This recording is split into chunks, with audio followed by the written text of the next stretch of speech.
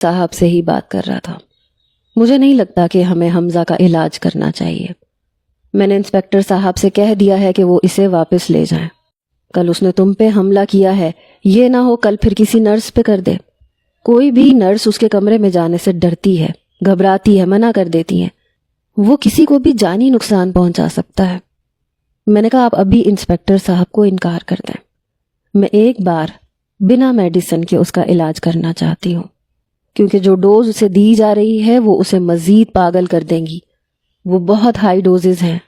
میری بات سن کے ڈاکٹر منیر کے چہرے کی رنگت کچھ بدلی تھی. کہنے لگے بنا ڈوز کے اس کے دورے بہت بڑھ جاتے ہیں. میں نے کہا آپ یہ کیس مجھے دے دیں، میں اپنے طریقے سے ہینڈل کر لوں گی.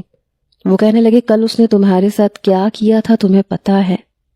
میں نے کہا ہاں میں جانتی ہوں، لیکن میں ہینڈل کر لوں گی. میں نے کہا آپ ایک بار مجھ پہ اعتبار کر کے دیکھیں. میں آپ کو سائن کر کے دے دیتی ہوں کہ اس علاج کے دوران اگر مجھے کوئی بھی نقصان پہنچا یا میں مر گئی تو اس بات کی ذمہ دار میں خود ہوں گی. میری بات سن کے بڑی حیرت سے ڈاکٹر منیر نے مجھے دیکھا تھا. کہنے لگے اتنا بڑا رسک ایک مجرم کے لیے کیوں لینا چاہتی ہو تم؟ بڑی عجیب سی بات ہے. میں نے کہا میرے پاس اس بات کا کوئی جواب نہیں ہے، لیکن میں یہ کرنا چاہتی ہوں. وہ کہنے لگے ٹھیک ہے 1 ہفتہ دیکھ لو تم بھی، لیکن 1 ہفتے سے زیادہ نہیں. میں نے کہا ٹھیک ہے، لیکن آج کے بعد اسے کوئی بھی میڈیسن نہیں دی جائے گی. وہ کہنے لگے پھر اس چیز کی ذمہ دار تم ہوگی.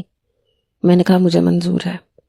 اس رات میں اپنے فلیٹ پر نہیں گئی تھی، بلکہ حمزہ کے کمرے میں آ گئی تھی. مجھے دیکھ کے اسے حیرت ہوئی تھی. پھر اس نے گھڑی کی طرف دیکھا. کہنے لگا رات کے 9 بجے آپ یہاں کیا کر رہی ہیں؟